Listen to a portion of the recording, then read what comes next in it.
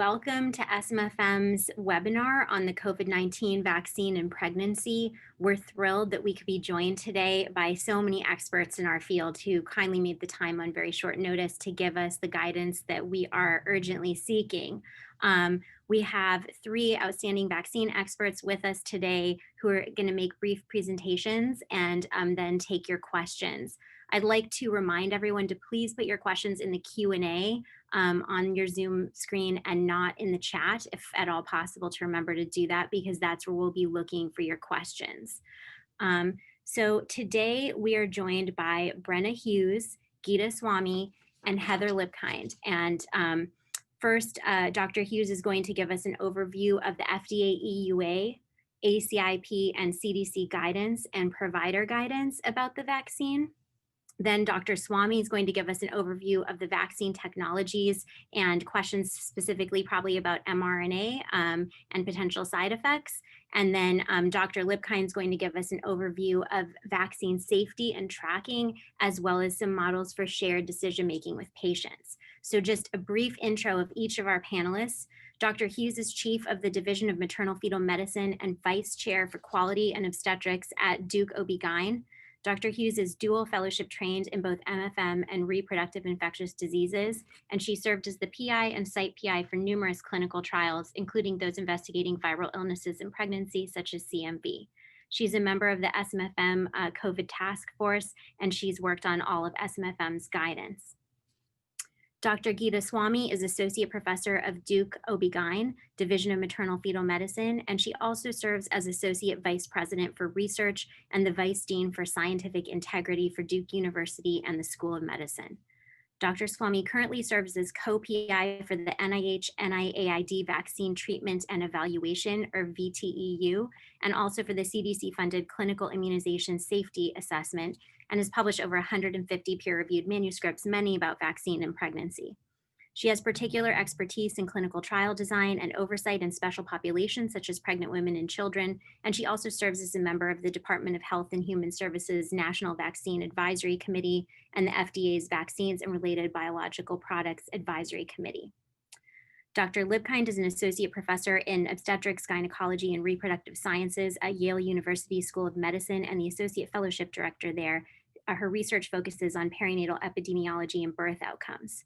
Also, for the past 8 years, she's worked with the Vaccine Safety Data Link, a research network that is funded by CDC and conducts post-marketing surveillance of vaccines licensed and used in the United States. She and her co-investigators at Health Partners have received funding to conduct surveillance on pregnancy birth outcomes, infant development, the risk of stillbirth and spontaneous abortion following COVID-19 vaccination in pregnant women. So I think we can all agree we have an outstanding panel of specialists, and I'm going to hand it over to Dr. Hughes. Thank you all so much. Dr. Edlow, I'm sorry to tell you, we actually, Heather, Brenna, and I were emailing in the background, so we're going to change the order just a bit, and I'll just start. Perfect. Sorry to spring that on you. That's great. Thank you so much. You know, there's been a lot of things ongoing lately, so I'll just put it that way. Okay, so I'm going to start really quickly, and let me see if I can share my screen here. Can you all confirm that you're seeing a slide that says COVID vaccine? Great. Okay. Thank you very much. So thanks everyone for joining today, and thanks for inviting me. So I list these here as disclosures to know that I work with several pharmaceutical companies on vaccine development, oversight of vaccines, and clinical trial design. But relevant to this is, as Andrea said, I actually am on the VRBPAC committee, the one that is meeting today and talking about the Moderna vaccine, and talked about Pfizer's vaccine last week. But to be very clear and transparent, because I know there's lots of concerns out there in the community about whether things were done properly with regards to the studies and how they've been conducted. Because I've been involved in the studies, that's exactly why I'm not there and voting today, because that would potentially be considered a conflict of interest. Of note, about 7 members of the committee actually had to recuse themselves because of their involvement in the studied products or in the vaccines.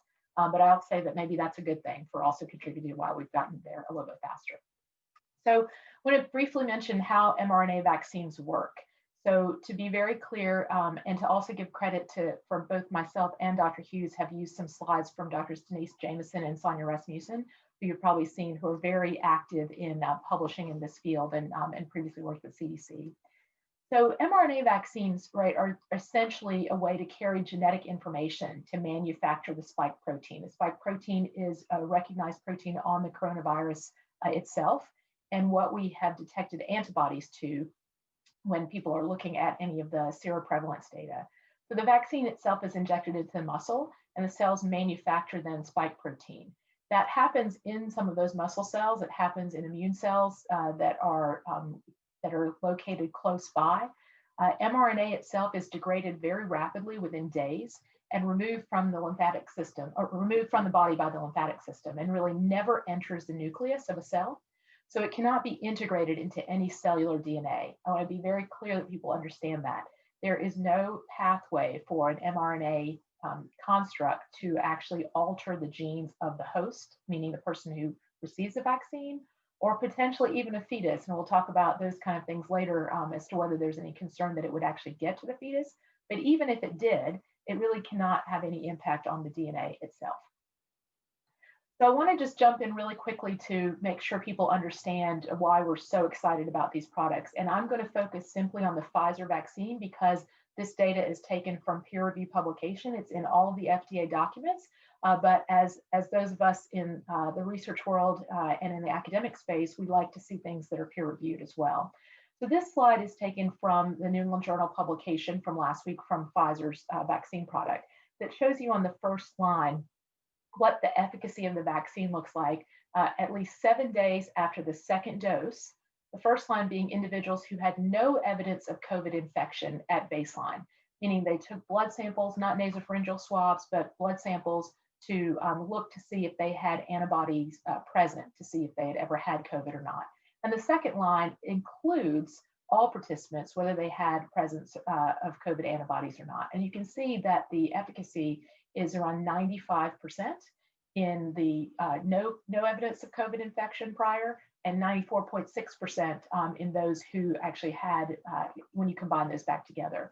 And why is that relevant? You will hear that in recommendations that if you have individuals who, or yourselves, if you ever had COVID infection previously, the vaccine is still going to be recommended for you because they were actually able to demonstrate there was still some benefit in those individuals. But to be clear, 95% efficacy is at the top of the heap as far as any vaccines that we have out there in the world that we use today.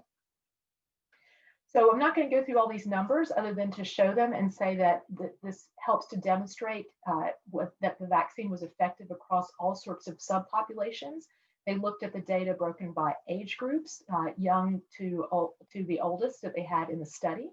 They looked at it by male versus female. They looked at it by race and ethnicity groups. And they looked at it also by country. And you can see that there was extremely good efficacy across all of those age groups if you just look to the right-hand column for that. And this is actually really exciting information and was similar data presented just this morning by Moderna as well and in their FDA briefing documents. And so this is actually looking at a Kaplan-Meier curve of time to COVID infection following the first dose. And so the red line represents the vaccine group and the blue squares that you see there in line represent the placebo group. And then the inset that's in the upper left-hand corner is actually just blown up the section down at the bottom left-hand corner that's days 0 through 21.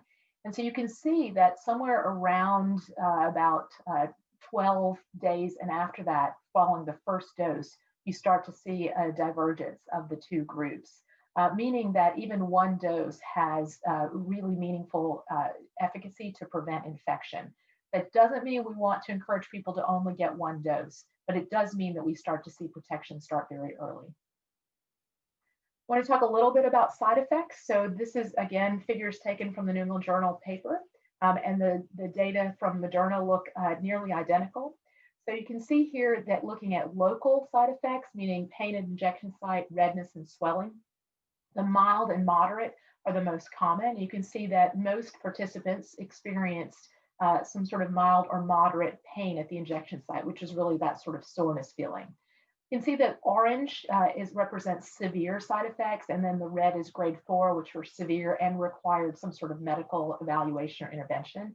You can see that there were a few in the severe, but none in the grade 4 as far as pain and injection at the injection site, really small amounts of redness and small amounts of swelling. And these data look very similar between dose 1 and dose 2. This figure, though, shows systemic side effects, and this is where we get more of the symptoms of things like fever, fatigue, headache, chills, muscle pain, joint pain, and so forth. And you can see, I think, what's been the most raised the most questions, particularly with regards to pregnant women, is the symptoms of fever and what fever represents. And you can see that that's the left hand, the very first bars that you see there. And you can see again, using the same sort of color scheme, that it was just under 4% of the population in the vaccine group that experienced any symptoms of fever, although almost all of those were in the mild to moderate range. But that does go up after the second dose. You can see there that about 16% or just under, I think it was right around that mark. I have to look back at the exact data, but somewhere around that they had mild to moderate fever. And I think Dr. Hughes is going to mention some of the things about what we're advising if pregnant women choose to get vaccinated, what we're advising on managing symptoms as well. But you can see also on the right that the white bars all the way to the extreme right are the use of antipyretic medication. I think it's just important to note, as all things, that you still saw a pretty good number of the placebo group actually use antipyretics as well. So what do we know about mRNA vaccines in pregnancy? So I will say that in humans, we know only a little, and that's because individuals enrolled in the studies, as you all know, could not be pregnant. They had pregnancy testing at the time of enrollment. And in the Pfizer study, there were 23 women who had conceptions following enrollment, 12 in the vaccine arm, 13 in the Moderna trial, 6 of those were in the vaccine arm. There were no adverse outcomes of those pregnancies to date, but obviously understanding there hasn't been enough time to look at the full outcome of the pregnancy. But otherwise, no particular concerns. Important to note, though, that these were women who got vaccinated when they had a negative pregnancy test, so they conceived sometime thereafter. Or it could have been periconception, very close to that. But again, no increased incidence of miscarriage or any other outcomes to date. Additionally, Moderna, in their documents that they submitted, provided data on their studies in animals, which are called developmental and reproductive toxicity or toxicology studies. And the statement that I have copied and pasted here that's in the italics is a statement that was made by the FDA. So I want to be very clear, this was not just Moderna telling the FDA we have no concerns. This was FDA reviewing the actual data from their developmental and reproductive tox studies and stating that the vaccine was given to rats prior to mating and during gestation and had no adverse effects on female reproduction, on fetal or embryonic development, or on postnatal development, except for skeletal variations, which are common. I think it's important to note in animal studies, and in being clear, I don't do animal studies, I do lots of human studies, but in rodents and so forth, there's also development post-gestation when you compare that to humans. And so it's important to note that those are, which are commonly seen and typically resolve postnatally without intervention. So last thing I want to just mention is other vaccines in the near future. So I mentioned that the Moderna vaccine, VRBPAC, is meeting today. They just presented their data and finished about 20 minutes ago. There will be, we expect that the FDA will issue an emergency use authorization soon after. It could be today, it could be tomorrow. The CDC ACIP group will be meeting over the weekend.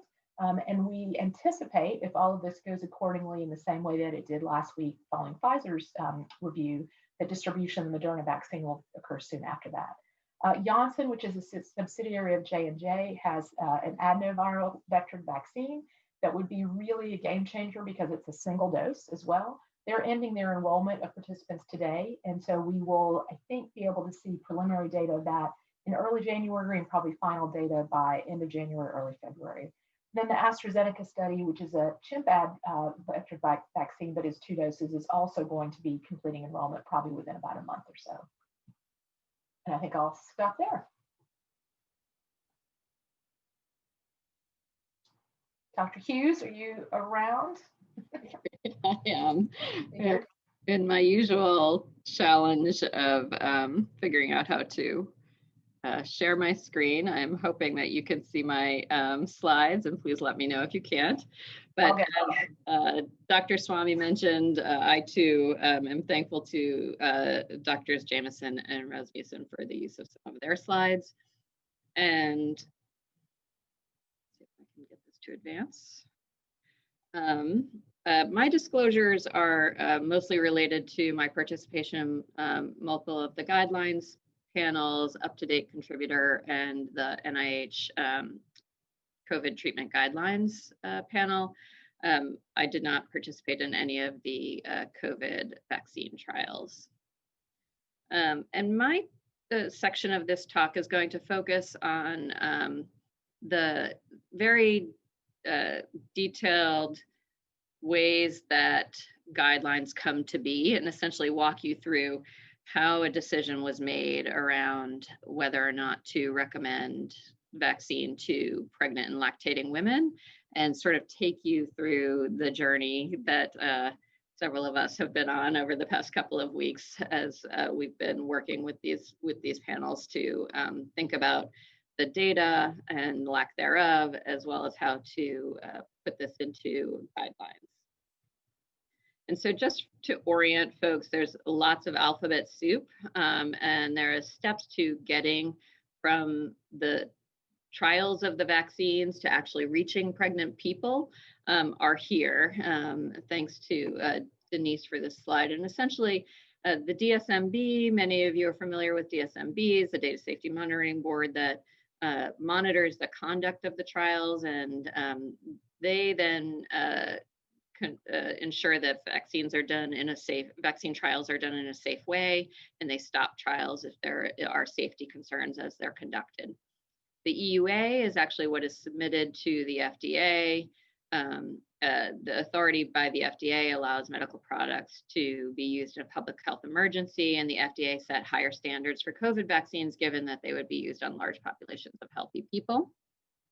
The data are reviewed by career scientists at the FDA, and this is followed by the VRPAC that Geeta was referencing earlier, which is an independent advisory committee to the FDA before an EUA is issued. So the committee that is today reviewing is the VRPAC committee, and then the FDA will take that recommendation and make a decision about whether or not they're going to issue an EUA.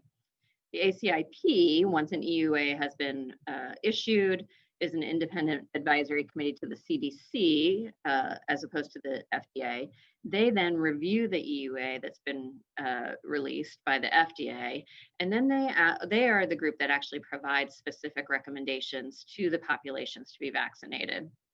Once the ACIP makes a decision about whether, or the CDC makes a decision about whether or not to recommend a vaccine or any vaccine in pregnant people, professional organizations such as ACOG and SMFM then issue guidance based upon those steps. And so all of these steps have happened, thankfully, quite rapidly in the past couple of weeks after the conclusions of the trial.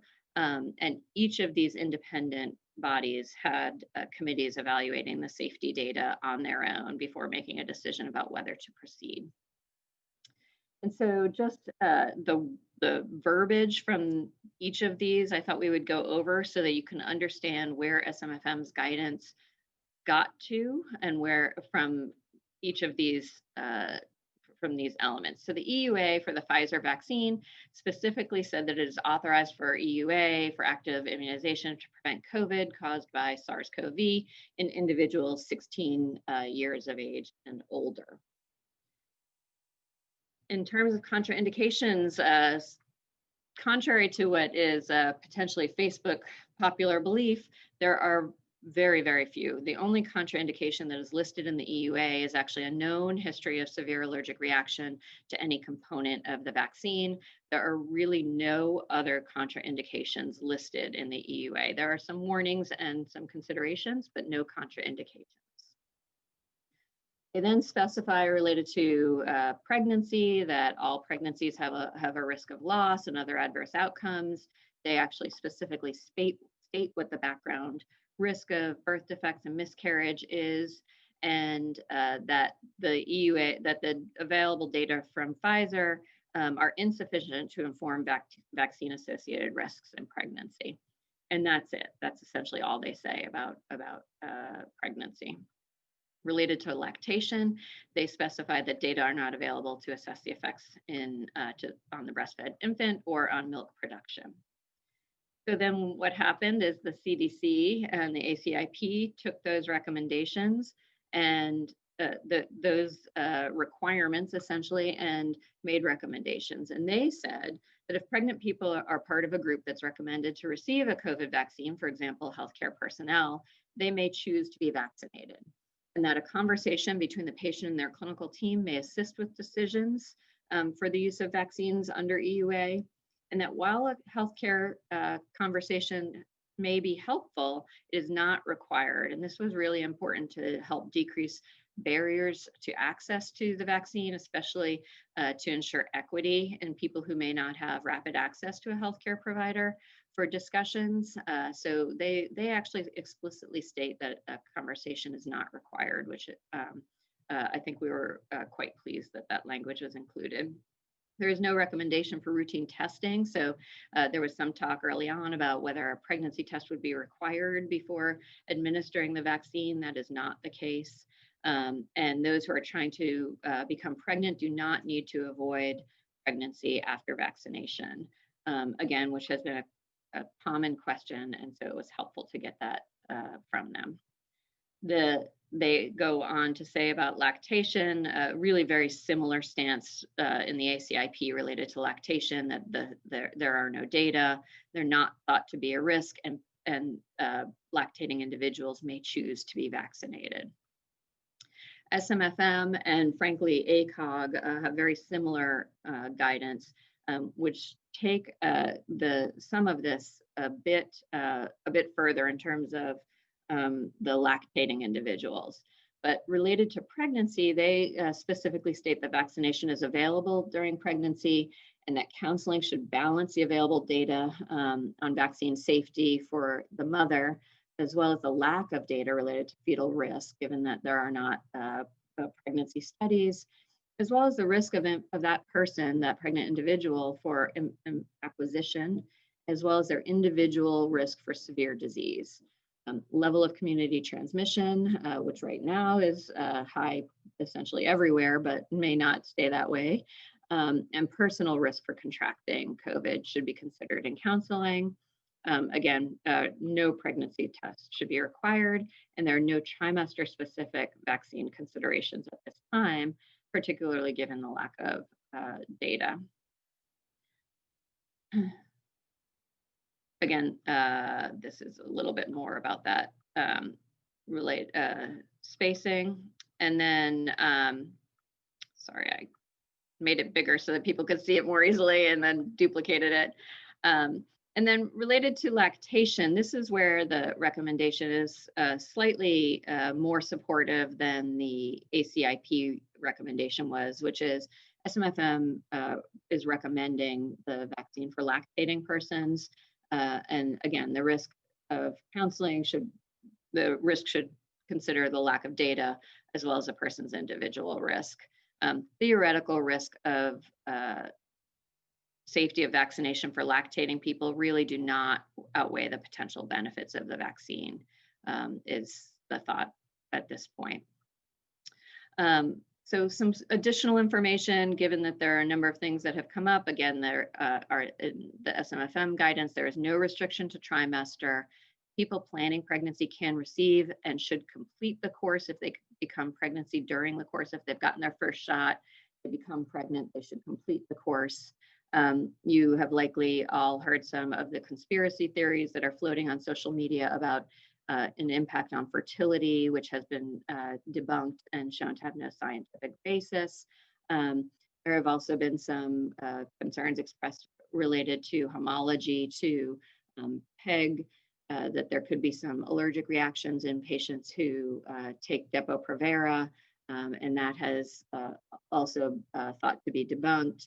The trials contained lots of reproductive age women. They were required to be on reliable contraceptive, and there was not any reports of significant association with allergic reactions in reproductive age women in these trials.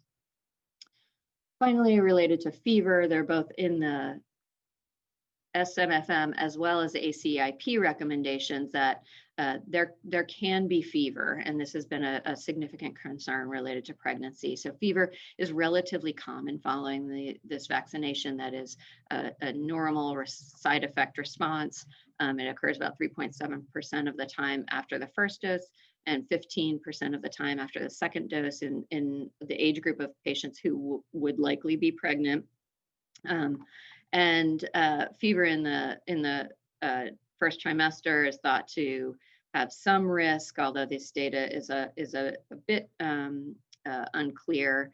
And so essentially, acetaminophen is recommended to treat fever during pregnancy if a patient were to have fever after receiving the vaccine. There is also some language related to allowing for acetaminophen for other side effects as well, but obviously we generally recommend acetaminophen for patients who are pregnant if they were to develop a fever. And then the SMFM has developed provider talking points, which many of you have likely seen, and incredibly helpful patient-facing information that you can find on the website as well. ACOG also has some provider info, as does the CDC. Thankfully, these groups have really been in lockstep around these recommendations, and we're not seeing a lot of variation from group to group, which is really a testament to the teamwork that's gone on here. And I will now stop sharing so that I can pass it on to Dr. Lipkind. And thank you all for coming. It's been wonderful to see lots of familiar names. Hi there, Dr. Edlow is going to help me with my slides for this one because I wasn't capable of trying to figure it out myself. First slide, what she'll get. There we go. So I'm Heather Lipkind. I work at Yale, and I've also, next slide, been working for the Vaccine Safety Data Link for several years. And my disclosures are that I've been working on some Pfizer vaccine and pregnancy studies, but not any of the ones related to this vaccine. And then I also work for the Vaccine Safety Data Link. So, you know, what now? And that's kind of what I'm going to talk about in my talk. What happens when a vaccine is released to the public?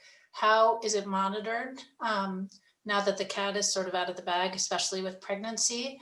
And you know, what can we do and how can we counsel patients? And I'd like to say a lot of these slides evolved over the past 24 hours. I got the information from my colleagues at the CDC, so I'd like to thank them for my slides last night. And then this morning, we just finalized our recommendations and our shared decision model tool that we sent out to all providers at Yale. So I'm going to share that with you as well at the end of the presentation.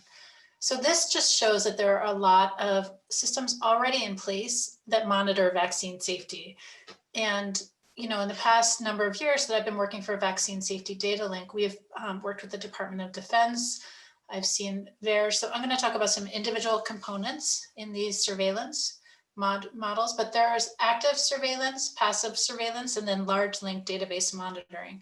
So this isn't just going out in the wild unchecked. There are many systems that will be very, very helpful in looking at our population.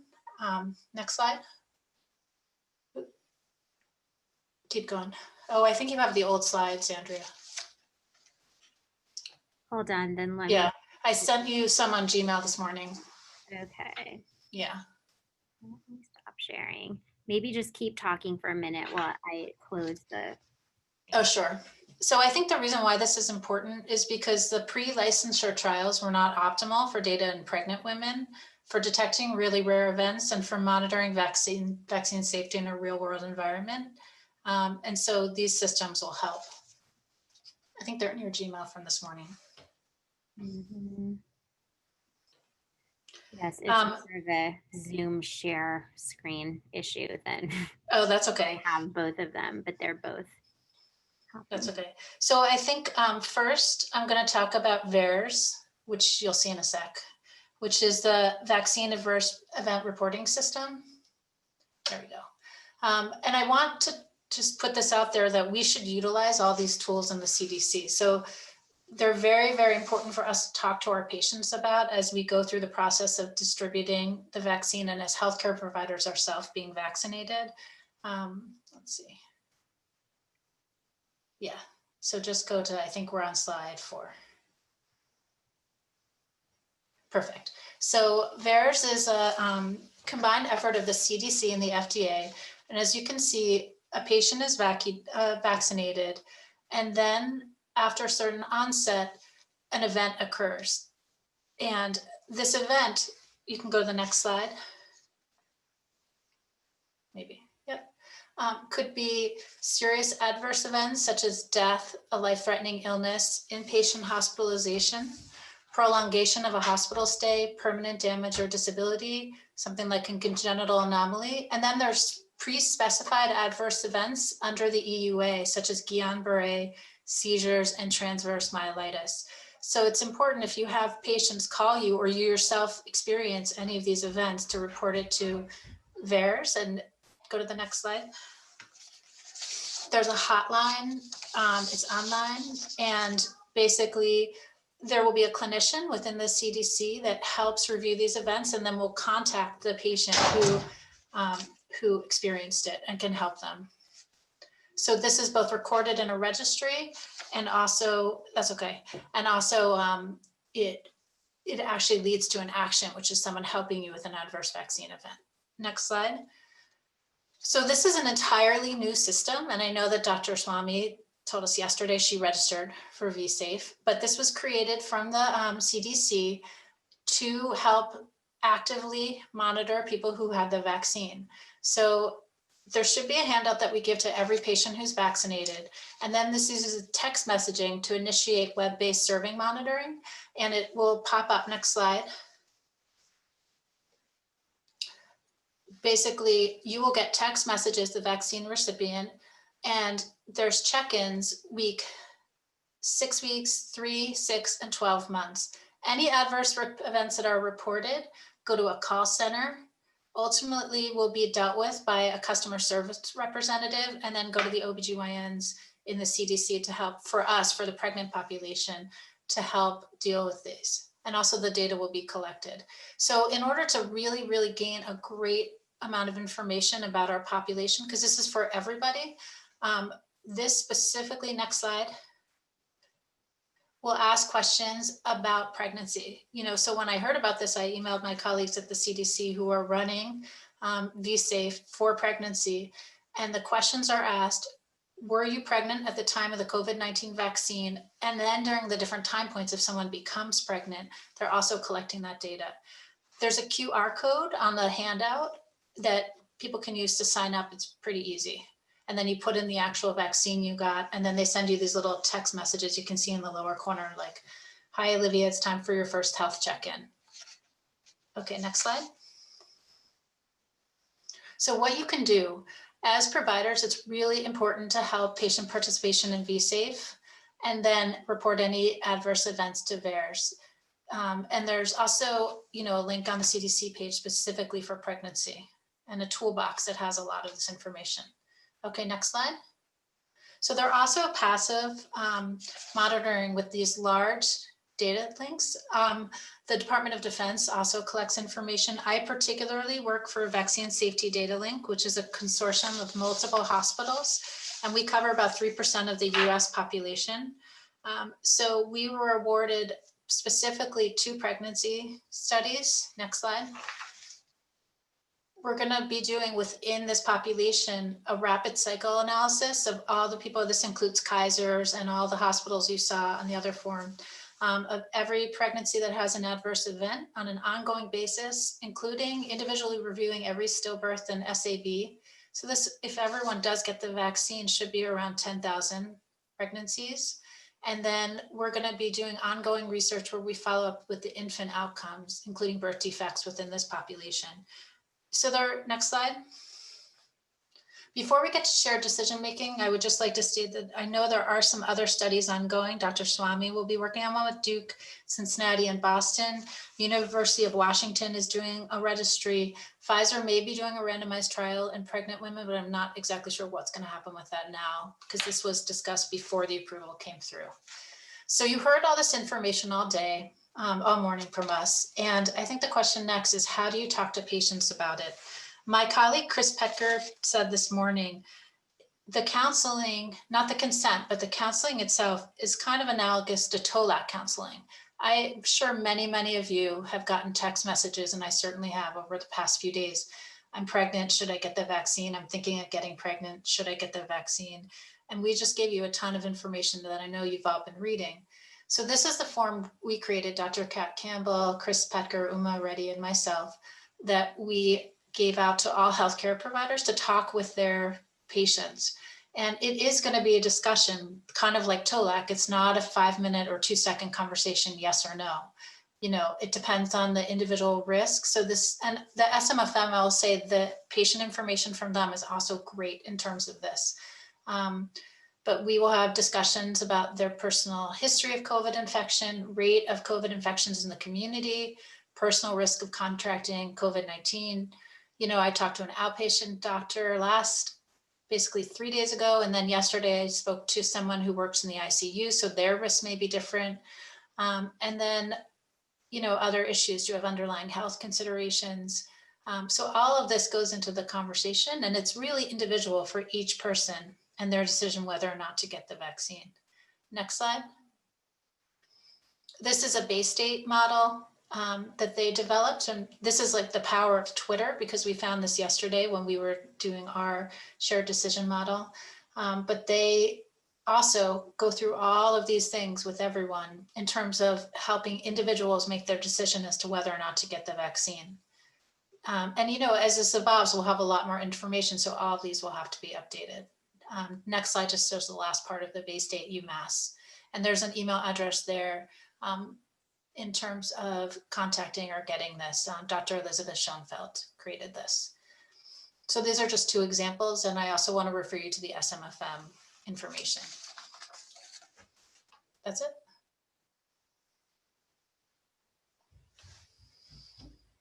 Okay, well, thank you so much to all of our outstanding panelists. That was incredibly helpful. We have some questions coming in. The first is for Dr. Swamy. It's actually a question that I have, or for any of you, but it's more germane to what you were talking about, Dr. Swamy.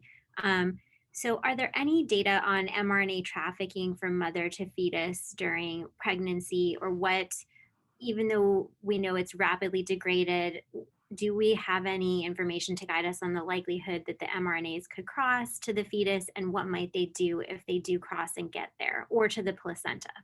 Sure, absolutely. So I think that, you know, it's a tricky thing because we don't have data from the trials, right? Because there were no women who were pregnant and got the vaccine that then we could get samples from, that sort of thing. Of course, that doesn't exactly answer the question either, because where we want to get the sample from, we can't get to easily, right? Unless we did corticentesis or things like that. But on the other hand, you know, there's the differences. Remember, the mRNA is it's not only rapidly degraded, it's just very unstable. Okay, so it actually can't just get from that injection somewhere to the fetus. It would has to stay in the lipid nanoparticle that it's in. So that lipid nanoparticle then has to get from your arm, from cells into your bloodstream, across the placenta, right, and into the fetus. So all of those things would have to happen. In the DART studies, right, those are the same studies that would be done for any medication, any treatment, any vaccine, meaning the approach they would take. And when we do those studies, I want to be very clear, even separate from vaccines, we don't do studies to look at whether it crosses. We look at the outcome, you know, of the effect. So my answer to you is, I'm going to say no. We don't have any data absolutely showing whether you can find mRNA in a fetus, right, or in an animal. In a pregnant model. Now, I don't have any of that data, right? So the sponsors might have those samples and might be able to look at those things. But as we all know, in the crunch of a pandemic, what we're trying to do is function with the best information we can in a rapid way. And I want to be clear to say, I'm not in any way suggesting that the companies are not willing to be forthcoming. To be quite frank, I think they've actually been the opposite. And have done a lot of things in that space to be providing information before they even have provided it to FDA, such as with Pfizer. You know, they went out on the limb and said, this is what their data shows. They're still doing their QA/QC of the data to put into submission format for FDA. I think the other part is, remember that it's mRNA. One of the reasons why I think these vaccines are so efficacious is because they are very specific in what they do. It's very clear what an mRNA construct does. It encodes for a specific protein. So a lot of the things, I know there was a question that was put in about things like other impact on other diseases, like autoimmune diseases or any sort of other stimulation of the immune system. What's very clear is that it's generating that protein, and that protein is generating the antibody response, right? It's causing your immune cells to create those antibodies, which is quite different than other vaccines, right? Other vaccines put either a protein antigen into your cells that then has to circulate and find those cells to make those antigens or the antibodies, or it's doing something where we're again trying to put it in a different format. So right now, anything like developing an autoimmune disease doesn't look like that would be the case, but those are things that the participants in the studies will be continued to be followed to see if any of those kind of things occur. Thank you. There's another question about mRNA. Are there theories or plausibility for adverse interactions of mRNA at the level of the placenta? You briefly hit on the first part of this question about autoimmune, but also risk for preeclampsia. Yeah, I don't think so. I mean, I'm not sure how that would exactly occur unless it was causing some sort of, other immune response that was different. And, to date, the only thing that we have seen, and Heather touched on this in sort of VAERS reporting, that's very common with vaccines, that we see that some participants in the studies did develop Bell's palsy. In the Pfizer study, there were a few in the vaccine group, and I don't think any in the placebo, but really small number. In the Moderna, I think there was 3 in the vaccine and 1 in the placebo group. But those were numbers that are not statistically different. If you actually follow 20,000 people, as was in the vaccine group, right, or 18.9 or that sort of thing, you may see that many cases of Bell's palsy, right, just happen. Because it's, as you know, it's a very common condition to occur. So that tells you the immune system is potentially doing something. But for it to cause other pregnancy-related conditions, I'm not sure that that's really the case. And we haven't really seen that with other vaccines, right? And Heather's group with VSD has looked at this kind of thing with many vaccines given in pregnancy. We don't see an increased risk of preeclampsia or other pregnancy, adverse pregnancy outcomes, such as preterm birth, FGR, those sorts of things. We're going to be looking at that too, all of those adverse birth outcomes, and then the infant outcomes too, congenital anomaly. The rare events are what the big databases are good for. Okay, great. A bunch more questions coming in. What have other countries done with their guidance aligned with our more permissive guidance or more restrictive? So the UK was the first to come out and was actually fairly restrictive, which was a bit concerning. However, Canada has since given a more a more permissive guidance similar to what the US has given. And people are asking about access to the slides. We will provide access to the slides on the website. Another person asked about the DART data from Pfizer, because the data from Moderna was reassuring. Right, so it's actually coming. I think that they, one of the advantages with Moderna is that they actually have been already doing studies in mRNA vaccines to look at combating Zika, congenital Zika, as well as congenital CMV. So I think they're actually a bit ahead of the game on thinking about studies related to women of reproductive age, pregnancy sort of studies. So I think they actually had models already ready to go. Pfizer has conducted the studies. The data has not been provided, but they have publicly expressed the same sentiment or the same findings as what the Moderna folks did. Their data should be to FDA this month, though. Oh, great. Someone else asked, are there any adverse delayed reactions as opposed to immediate, such as vasculitis or angioedema from any of the vaccines? No, there hasn't been. If you look at the, in New England Journal article, I put the reference in that, but you guys can all find it. It's publicly available. It's not behind any firewall. But there really actually were no serious adverse events. The Pfizer study did not really have any issues during the course of the study with people having severe anaphylaxis or allergic reaction. I know that those things are happening, and we expect that to be the case, right? It's always a fact when you do a clinical trial People who volunteer for a trial can be somewhat different than the general public. People who are coming in are monitoring for symptoms in a much different way and so forth. So we always will see things happen, right? And then when we're out in the population, as Heather said, we'll see rarer outcomes when we get to thousands upon thousands of patients across multiple populations. But there was nothing that were delayed reactions. And I wanted to also make this point about treatment. So if somebody does have a reaction, right now the requirement is to be observed for 15 minutes following vaccination. So that's what probably should be happening. I think maybe if you've seen people on Twitter, they have a little stop clock or watch, says 15 and they're counting down and waiting to go. And so of course that's adding a little bit to how we're spacing and giving vaccines in the setting of COVID. But there were no sort of delayed reactions. All the anaphylactic type reactions that have occurred in people have been within that time frame, or really shortly after, maybe 20 minutes, that kind of thing. There have not been any patients in the 18,000+ in Pfizer or the 13,000 in Moderna that have had any other severe adverse reactions or outcomes. Any of the severe adverse events were predominantly in the older populations, in the 65+, and there were a couple of MIs and a couple of other conditions like that, but equally in both groups, vaccine and placebo. Great. Probably this next question might be for Dr. Lipkind. When registering for VSafe, I was not asked regarding pregnancy or lactation. Is this being monitored via VSafe or another registry? It's definitely being monitored for VSafe, but I don't know at which point they asked the question, because yesterday they told me that they had a dozen pregnant women in the double digits. That's the email I got yesterday from them. But maybe it is something I can ask if they do it at a non-initial registration. And they're not asking about lactating, but I know that there's a group in the CDC that's interested in lactation. And I don't know, Dr. Swamy, if you know more. I thought there was a question in mine that asked if I was pregnant. Pretty sure that there was, maybe at the beginning when you're tapping through. I think there is, because I saw the question, but I don't know how hard or easy it is.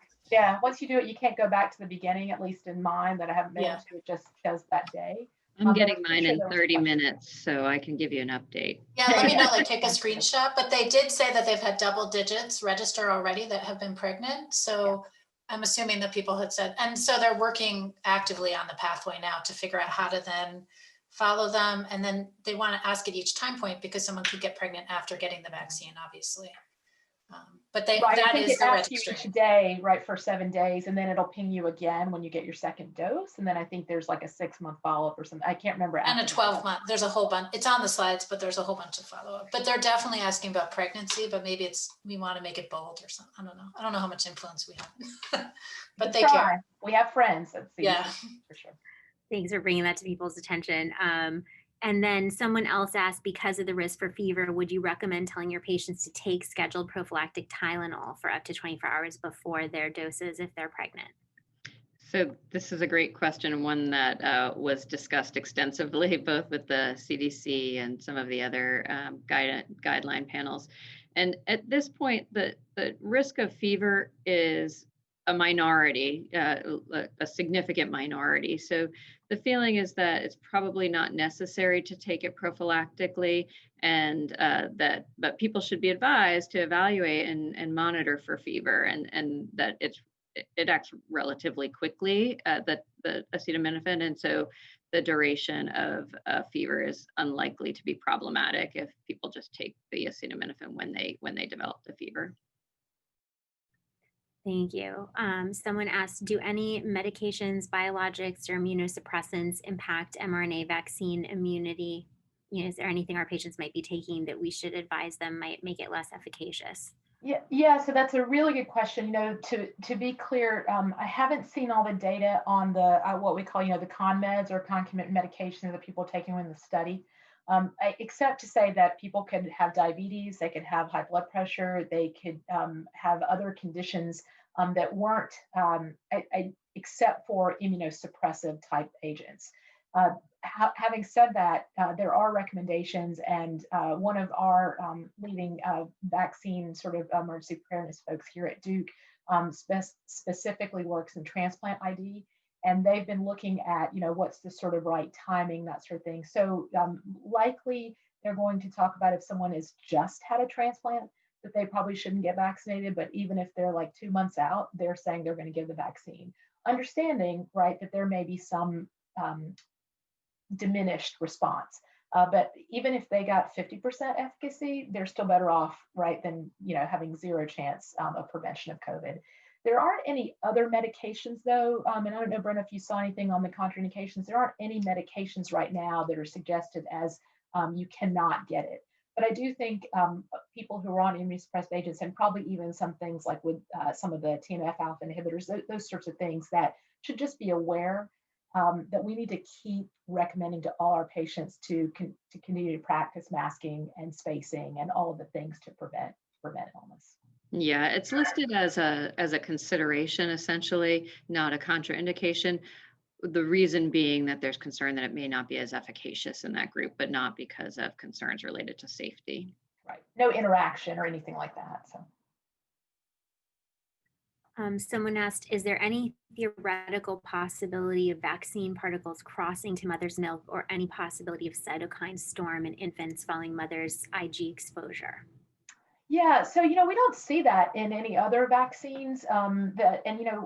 It's interesting looking at all of the information. We would kind of use fever and systemic side effects, symptoms as kind of a measure, right? Like of inflammation, let's just say surrogate. And if you look at the information that I just showed you about fever and joint and achiness, all that, it actually looks the same as pregnant women who get Tdap or pregnant women who get influenza. Now, maybe after that second dose, there's a little bit more fever than what we'd see, but all the rest of it, very, very much similar. We don't see that. I think the other part to keep in mind when you're talking about breastfed infants is now you're talking about things that are in breast milk that the infant is going to ingest, right? Going to swallow. So it's not that it's going to go straight into the baby's bloodstream, right? They're going to actually swallow and degrade that. So even if there are ideas about something going into that, the infant stomach gastric content pH, right, is going to actually eliminate a lot of things, particularly those sort of things to be degraded. So I think, again, immunoglobulins crossing, that would be great. I mean, that's what we want. So if we could figure out that, make sure that we know that antibodies are crossing and nothing else, that really would be the case. But I don't think there's any concern, which is why actually the Academy of Breastfeeding Medicine, and I think in the SMFM recommendations, and Brenna, you can correct me if I'm wrong, have been quite, I would say, supportive to highly pushing on recommending that lactating women get vaccinated. It's similar in ACOG as well. Yeah. Would you all recommend any antepartum surveillance or testing for pregnant patients who receive the vaccine? No. Mm-mm. There's not a reason to think that there would be a concern related to growth restriction or some other change in the fetus that might need you to require surveillance. One thing I'll say is within VSD, we're doing rapid cycle analysis, and every case of stillbirth within the VSD, which I think is why kind of theoretically we do the antenatal surveillance, we're going to be case adjudicating each one of those stillbirths. So myself, health partners, Dr. Umaretti, we're all going to be looking at those cases individually. And if those women received a vaccine, that will be information that will be released. Same with spontaneous abortion as we go through this, as all those women get vaccinated. Mm-hmm. Great. I think there's maybe one more question. Any guidance on discerning a post-vaccine adverse reaction versus viral symptoms? For example, if someone is vaccinated in the 2 to 14-day incubation window after exposure or has a high-risk occupation? Well, I guess the first thing would be that I'm going to just go out and say what I would do as a physician, because we don't have any data, right, to say what you should absolutely do other than what was done kind of in the studies. And so, if you have mild symptoms and they are consistent with what you're describing in the what I just said about the vaccines, right, and the side effects that we're seeing, and they're mild and they really are lasting for about a day and a half, we wouldn't even right now, if people have symptoms of COVID that started with like a little achiness, a little bit of, mild to moderate temp, we wouldn't rush them in to the hospital, right, or to the ER to get testing. We'd ask them about their exposures, all those same things. So I think if anything is going on, at least from my perspective, at a prolonged phase, like say more than 2 days, at that point, really they need to be considering, evaluation. But in that first 2 days, I think there's some judgment to come into play. I don't think it's absolutely fine if patients are calling us, right, to nurse triage lines or whatever to ask. But I think it would really be okay to say, take one dose of Tylenol and see how you're doing. But obviously, going to the other end, right, shortness of breath, change in smell, taste, any of those kind of things that are more consistent with COVID, I think would be sooner. And I don't know if Brenna, if you had other thoughts. Yeah, I agree. And I think one of the things that was pretty clear is that the side effects of the vaccine did not last for very long. So if you're at beyond day 3, it's very unlikely to be related to the vaccine. And things like cough, you should not have a cough from the vaccine. Would be a concern. Great, that's really helpful. And one last question, what postnatal development endpoints, if this data is out there, were actually evaluated in the DART data? So I don't have those. So those data were given directly to FDA. So FDA has that data and has reviewed it and written that statement. And that's generally how things go because of proprietary nature around pharma. So I wanted just to say that, yeah, it'd be great if we see it, and probably we will get to see it at some point. But right now we can work in those confines and try to get those things, but that's the summary that's been given. I think, again, you have to remember that the postnatal growth of a rat or a mouse is very different than the postnatal growth of a human, right? So when you look at the mouse model, and Andrea or others could probably tell this way better than I could, right? But there's actually postnatal growth, right, that's consistent with prenatal growth in a human. Is that it's a somewhat fair statement? Like the brain of a postnatal day 21 mouse or rat is more similar to a term human. So right, exactly. So I think that's why they said those are common things that they see in the postnatal period and resolve generally on their own. So. Got it. Okay, I think that may be all our questions. If I missed anybody's, feel free to put them again in the chat. But I'd really like to say thank you so much to Dr. Hughes, Dr. Lipkind, and Dr. Swamy for making yourself available on short notice, especially when all of you are on these committees doing all this important work as well. And thanks so much to Beth, Kathleen, and Alexis from SMFM for putting this together, and Heidi, the vice chair, for feeding me all these questions. So I hope this was helpful to people. It was very helpful to me. Thank you. Thank you again for being here. Thanks for having us. Welcome. A great Thanks day. for getting your vaccine.